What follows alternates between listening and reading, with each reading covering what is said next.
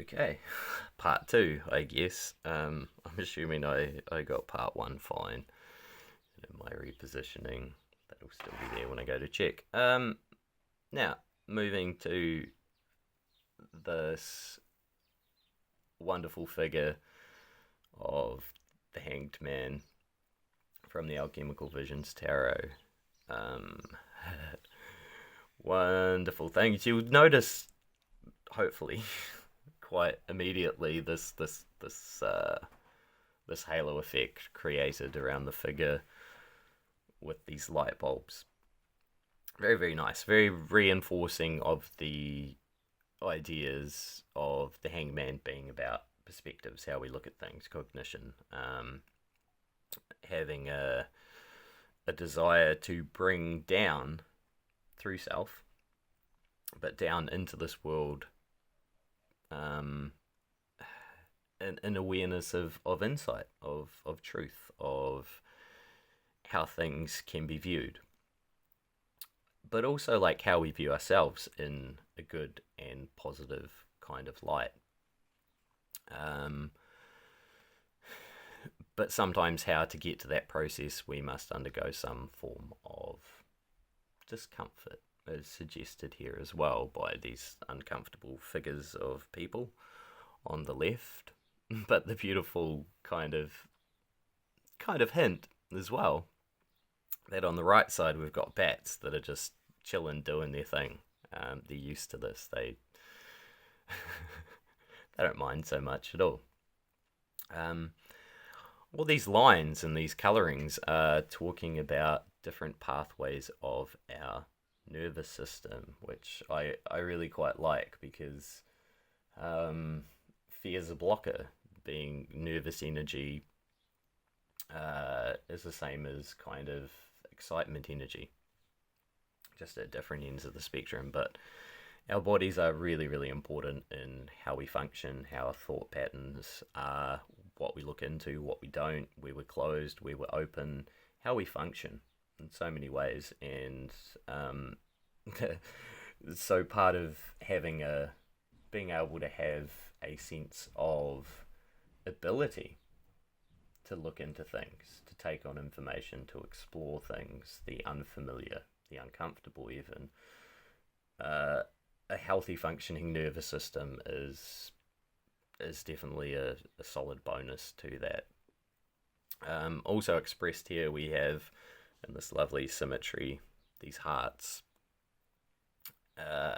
which is nice. Is a really nice addition for a card that can be a lot about perception, and especially perception of mind, how things are seen. And it's kind of a little reminder that as much as that is really wonderful, we still have to run it through our best, biggest, greatest kind of filter and Noah, our hearts, which I really quite love and appreciate this being portrayed here as well. Now, a few cards to finish off with. One from a system I haven't looked at for a little while, but I do really enjoy, is the Alchemist Garden and Hanged Man portrayed as Angel's Trumpet, Bragmentia, Sanguine. Trying to read that italic writing. Sanguinine. Talks about blood, isn't it? Sanguinine. Gorgeous flower as well, and sort of even just the morphology of the flower, it can be seen as wonderful representation. They do grow pointing downwards. The flowers are wonderful, wonderfully colourful, exquisite. Commonly known as Datura, and a lot of people experiment with this, at least in my neck of the woods growing up. But also something that a lot of people talk about with a lot of caution, or a lot of like, whoa, be really, really careful. Because I'm not sure exactly how they describe it, whether they call it a deliriant or a disassociative. I think it's more a deliriant. it can have the potential to create to really destabilize one's mind within perception of what is real. Like, you can indulge in a perception of you are something, or something's happening, which is way off base to to let's say a normal reality. Um, but these aren't necessarily bad things to do, to think outside one's normal way, and they can bring us insight. They can bring us changed perspectives around things. So, certainly not a substance I would freely, suggest people go and indulge in. But if one was inclined to, there is value from that if done in a very respectful, researched, and balanced way. But yeah, gorgeous, gorgeous plants, and yeah, one of my favorites, and personally a substance that I have utilized and found some really great, deep, profound insights and had experiences on. Used very carefully and infrequently.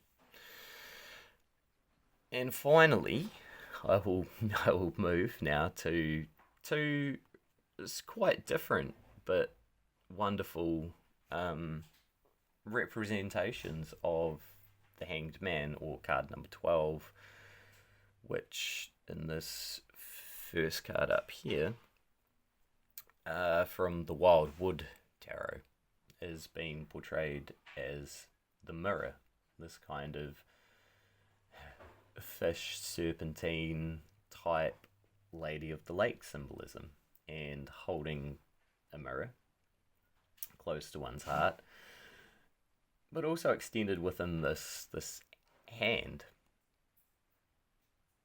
a moon-like orb. Again, some moon symbolism. We've got many things that share and reflect and play with light. We've got a water body. We've got a mirror. We've got the moon, master of light play, and shadow. So again, it's exploring the concept of